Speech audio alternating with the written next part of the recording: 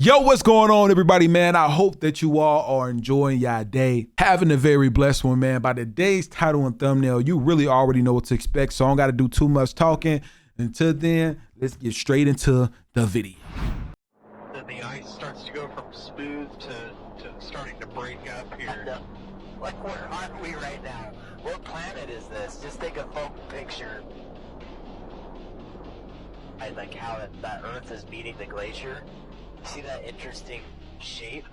Oh wow, it's yeah. making? Just mesmerized. I've never seen terrain like this.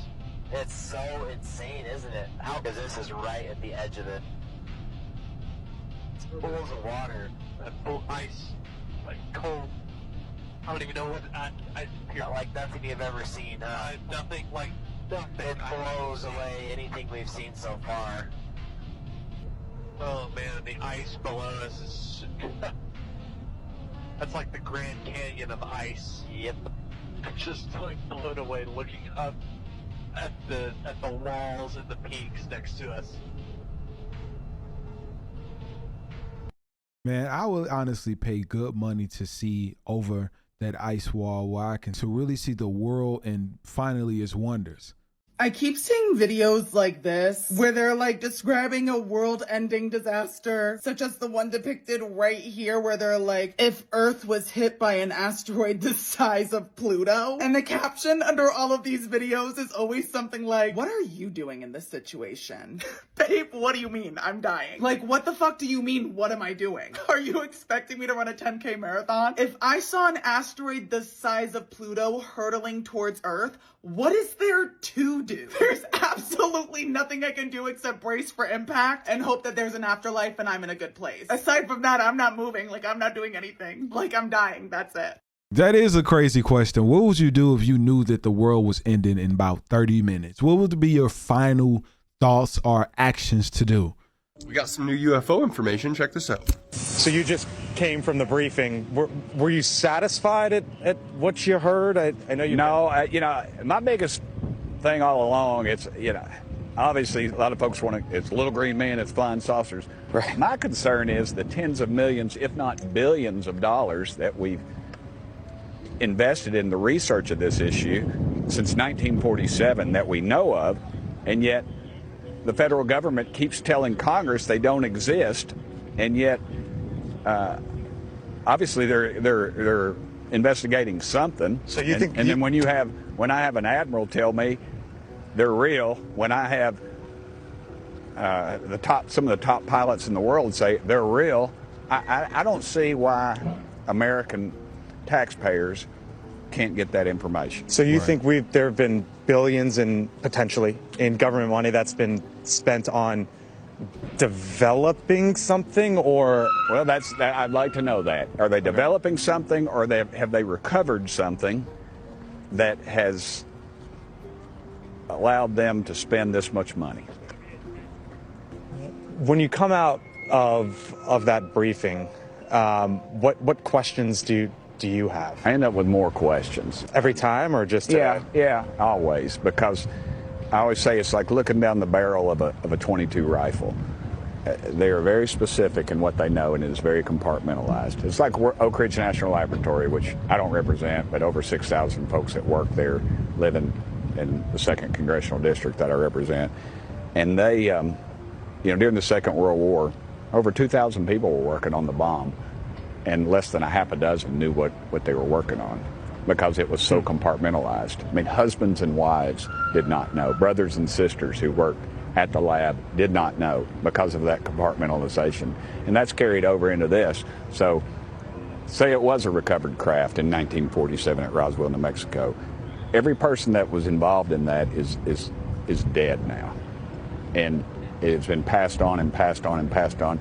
And now with these private contractors who you in the press and we as Congress cannot access because they're not under FOIA, Freedom of Information Act, because they have passed it on to a private contractor.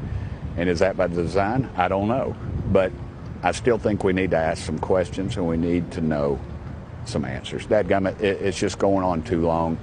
And There's no excuse for not giving us other than arrogance. I hear you on asking questions, and that's part of your job, obviously. But I'm wondering beyond that, what comes next in your view? Well, that's a great question. And I'm going to be working with the chairman.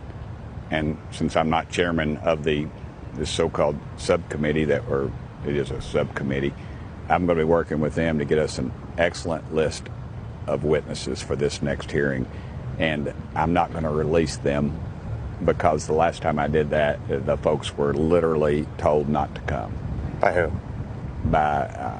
We were told by NASA, a quasi branch of NASA, other groups. They claim they didn't do it, but the folks told me they did. And we'd asked over a dozen folks, that's 12. And we ended up with 3 excellent witnesses that put their love of this country over the love of themselves. Because obviously, Grush was ridiculed. He was outed as somebody that had PTSD. And in East Tennessee, we don't make fun of people because they served their country and suffered from it. We celebrate those people, and we try to get them and support them. But in Washington, D.C., they destroy those people. And that just shows the ruthless nature, and that shows that we are over the target, that we have, as I was told, I have kicked a hornet's nest at the Pentagon. Surprisingly, we got more information than we even went in thinking we were going to get, which is fantastic news for these guys. And by the sounds of it, Tim Burchett is taking this extremely seriously, and he knows who he's going to contact. And I love the fact that he's not going to be releasing names, so that way NASA and the other companies can get a hold of these people before the hearing even exists, so we can make sure to get them in the door for all of us, the crazy paying taxpayers who have spent an absurd amount of money funding these projects that are claimed to be top secret. Are we going to find out all the information? We don't know just yet, but I'm super excited to find out. Thank you guys so much for hanging around. You guys know what to do. We'll see you next time. It's crazy that we can get funded unless we prove what we need it for, but they can get funded and they don't have to prove to us. That's crazy.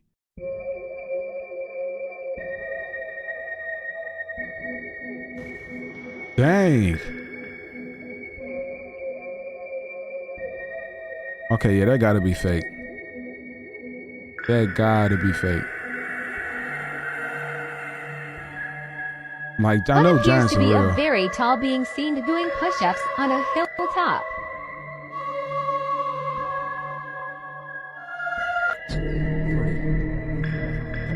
Oh, what the crap? Is that a guy? What the frick? What was that? Dude, that was a Skinwalker. What? I videoed it. What the frick? I'm gonna get my mom. That was a Skinwalker. No. What?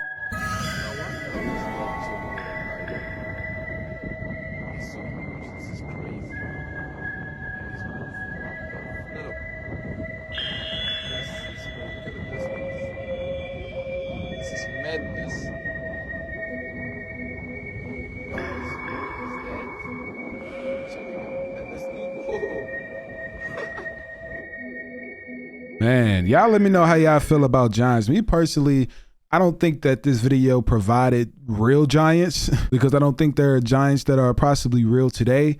I actually brought some Sanskrit to show you. This is from the Rig Veda, right? And it's the oldest literature in Western civilization. Among the Indo-European languages, it's the oldest recorded literature that we have. It could be 1500 BC, perhaps much earlier. And what they write about a lot is Soma, which is both a god and the juice that is pressed from this god.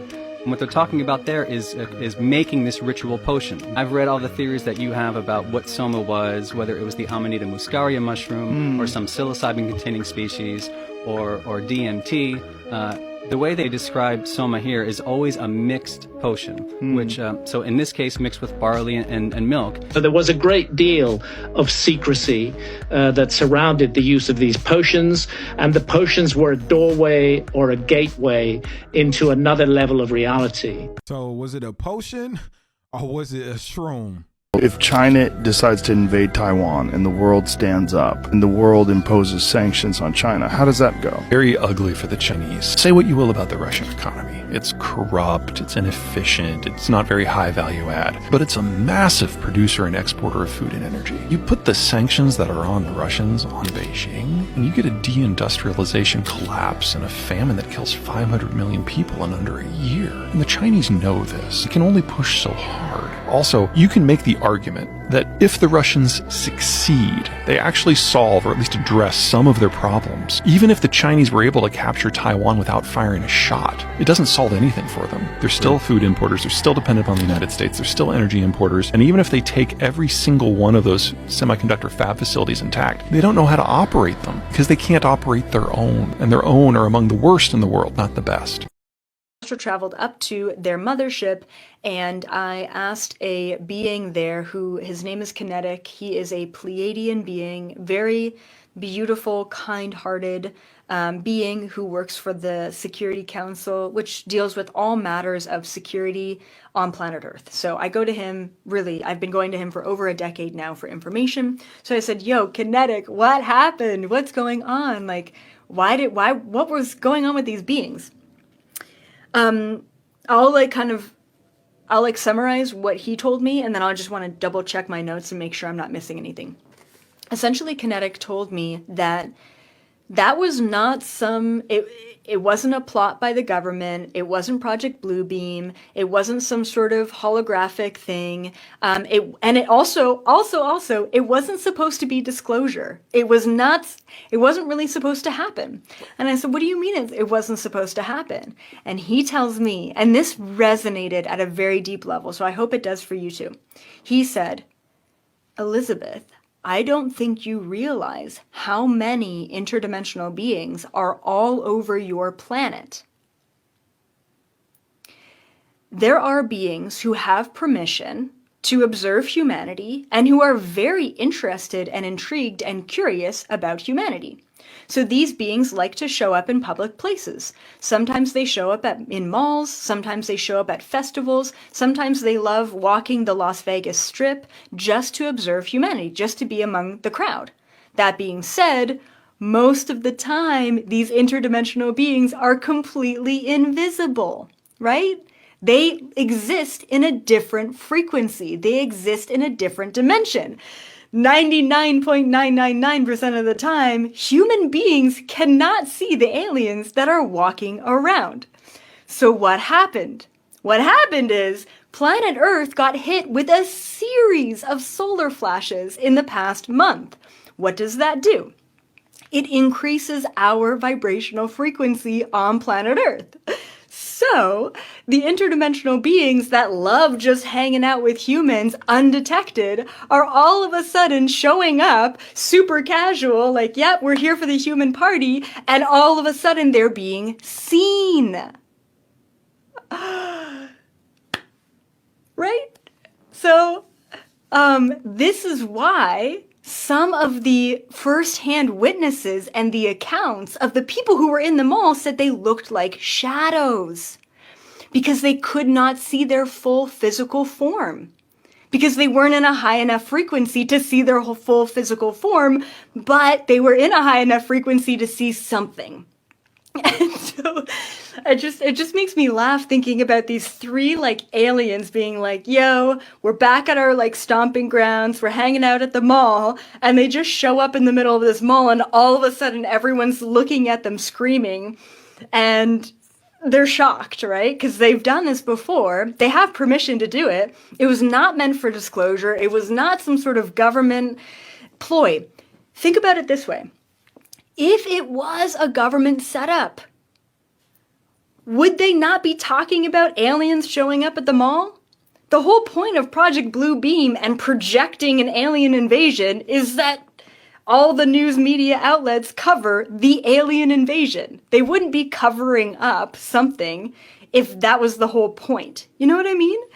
So anyway, I was just kind of laughing at the whole scene and the situation, how unexpected it was for everyone, especially the beings who showed up.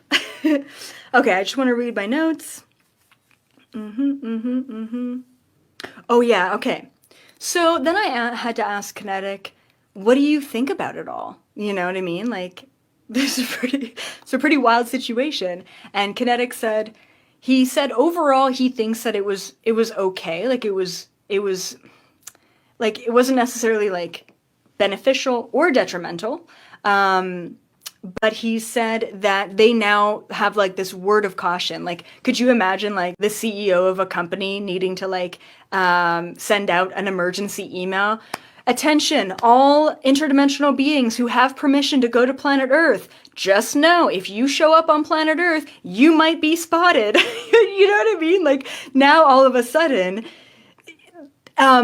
they have to be more aware of what they're doing, where they're going, and kind of assuming that they might be seen, right, nowadays, which is really cool. So what's going to happen is, moving forward, all over planet Earth, we are going to see more interdimensional beings. That's what's going to happen. And then I also picked up, so yeah, I mentioned this will keep happening all over the world, and there was no relation to Vegas. The whole Vegas thing, there was no relation. I did channel Vegas, I remote viewed what happened in Vegas, and yes, it was an extraterrestrial contact. That was also kind of an accident in a very different way, but there was no relation. That being said, thank you all so much. Astro traveled up to their mothership. What I'm still waiting on within the whole Miami Mall situation, I know we're still hearing about it, but there still has not been any video footage released. I'm just hearing what everybody has to say that they saw, and it's starting to make me believe certain things, because if they see what type of social media frenzy this has caused, they would at least try to debunk something by showing proof of what really happened during the whole mall situation in Miami. Wow. This is a two-headed lamb, or cow. That is crazy. And that is real.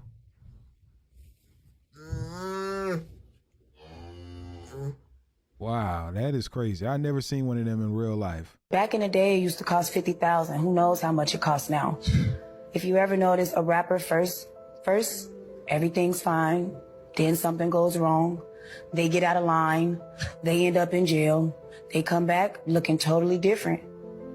And it's up to us if we're going to let them play in our face, or if we're going to go, that ain't him. And then speaking of they clone Tyrone, isn't Jamie Foxx part of that? He came out looking, they were like, where's the tattoo? Where's his tattoo on the back of his head? They showed a picture of him. He was in like McDonald's or Wendy's or some damn where. It looked like the clone was just testing himself out. Like, yeah, all right, I'm out. Let's see what's going on. I'm happy to be in the world. It seemed like the clone was literally testing himself out. But my thing is, where was the tattoo on the back of his head? And it just makes you wonder, like, do they do this shit to, like, play with us, to, like, see if we know, to see if we still dumb, to see how many of us are dumb, to see how many of us are brainwashed so they can know how many more to continue to brainwash? Hey, I was going to say, that is an amazing ending, because that was going to be my question to y'all as well. How do y'all feel about that? Portion of this country that claims that the NFL is not rigged is having a hard time explaining what happened tonight in Dallas, Texas. 23 seconds left in the Cowboys and Lions game. Lions just scored a touchdown. They're going for 2 to win the game. Here's the play. Brilliant play call. Keep an eye on this guy over there. Play action. Throws it to number 68, Taylor Decker, an offensive lineman.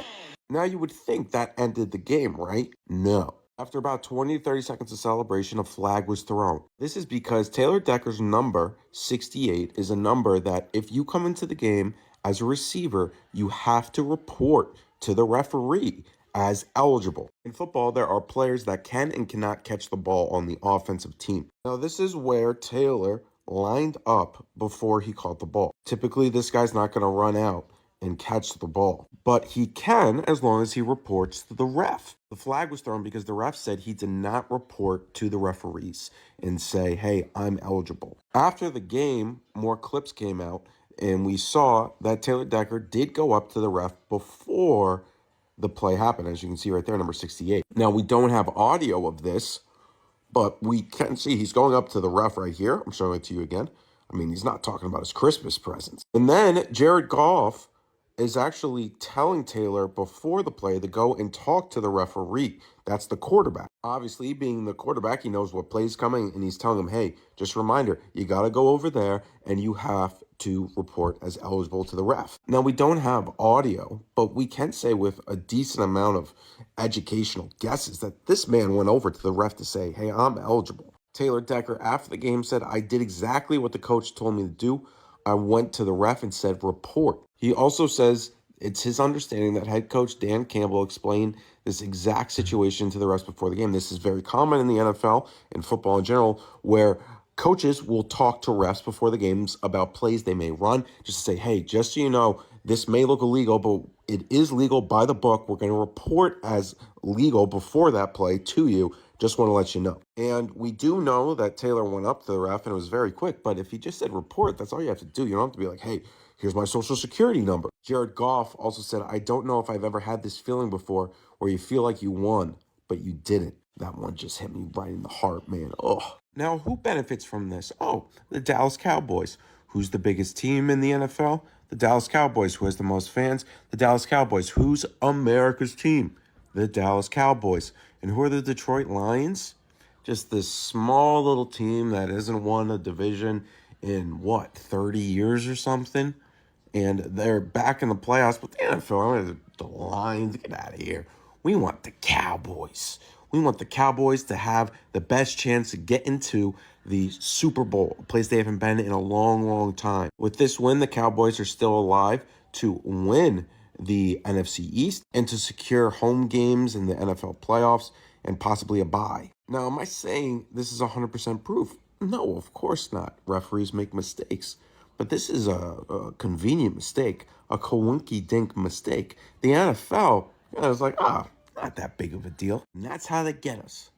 That's how they get us. I feel like that these refs be in on the sports bet. Just imagine being the ref and putting in a parlay and making sure that the parlay go as planned. This symbol is in a book of dark magic. Interesting, huh?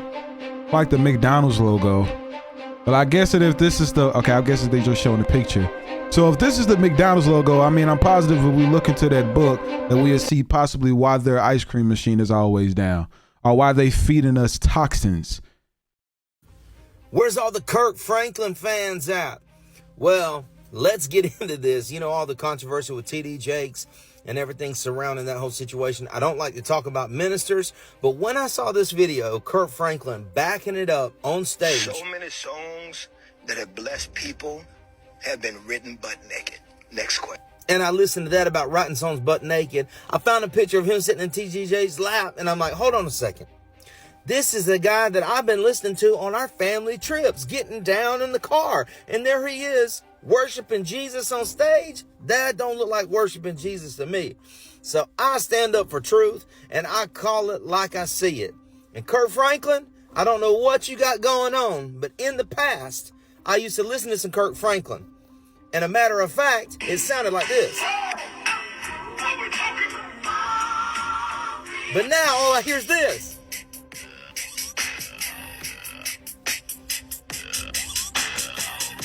Man. And before you say I'm hating on the man, come on. What type of spirit are you operating in? Because to me, it looks like it's a performance. Doesn't look like worship. It's not glorifying the Lord. And I'm not even going to talk about TD Jakes, but people in the like minds hang out together. Spirits hang out with other spirits, if you know what I mean. And the more I watch So these many dance songs moves, listen. that have blessed people have been written butt naked. Next question. Really? But not one sock on. Out straight out the bed. But if you come over to my house, don't sit on that piano bench. What? Sit on that piano bench. That piano bench ain't had nothing but cheeks. Piano bench. For Jesus. Next question. Wow. Cheeks for Jesus. You should be ashamed of yourself. The Bible says, out of the abundance of the heart, the mouth speaketh. So whatever comes out of the mouth and whatever fruit we see, the Bible says, do not judge, lest ye be judged. But the Bible says that you can see the fruit from a tree. So you can take a look at some fruit and you know, oh, that's an orange tree. That's a lemon tree. The fruit don't lie. And this is not the fruit of the Spirit. I'm telling you. Comment below what you think and tag some Kirk Franklin fans. I personally feel like T.D. Jakes and Kirk Franklin has been exposing their true identity. I still can't get over the fact that Kirk Franklin called Jesus and the Most High God and GOAT. See, this is where your Constitution comes from. These are the people who wrote the Constitution. See, the Constitution used to be called the Magna Carta. It was written in 1215. That's when it was written. AD. That's when it was written. When they lied to you and tell you James Madison sat down and wrote the Constitution like he was so intelligent, that's a lie. That's a lie. No, they got it from the Magna Carta. That's where they got it from. And it was written by a melanated man. When they tell you the Declaration of Independence, Thomas Jefferson, which was raping indigenous women, and Benjamin Franklin, they sat down and wrote it. No, they didn't. The Bill of Rights, all that came from Europe. The Constitution, where you get taxed and all of that stuff, all of that came from the Magna Carta, written in 1212. Look it up. Magda Carter. Look it up, and you'll see for yourself. They like these people was brilliant. They came here to kill and destroy and set up shop. Kill your people and then build over their stuff. And the people who they put in front of us, most of them people be foreigners. With the exception of like Jesse Jackson. Jesse Jackson was a Cherokee Indian. Is a Cherokee Indian. And then, see, when it's people like Jesse Jackson and these other indigenous people, they only let them live a certain amount of time. But Sidney Poitier was a Jamaican, and he lived to be close to 100. See, what they do for them, they're not going to do for you, because you are superior. And because you don't want to walk in your calling, they walk over you. Because you don't want to walk in your calling. You want to play the victim instead of saying, no, this is our shit. And see, a lot of these people that you see out here talking, a lot of these people you see in the Pan-African movement and other movements that talk against us, saying that we are indigenous, a lot of them is foreigners. A lot of them, they're not, and I'm gonna tell you this too. They have infiltrated themselves in our families. This is the first time that I've heard of something called the Magna Carta. I have to do my research up on this and possibly give you all an opinion next time. Yeah, this was pretty wild, bro. I'm not going to lie. This is always wild, man. But make sure if you all do me a huge favor right now and hit that like button before we get out of here, man. I don't want you hitting no like button if you didn't enjoy it, man. Let's go ahead and break the algorithm. 10,000 likes, and I'll see you all tomorrow. Thank you.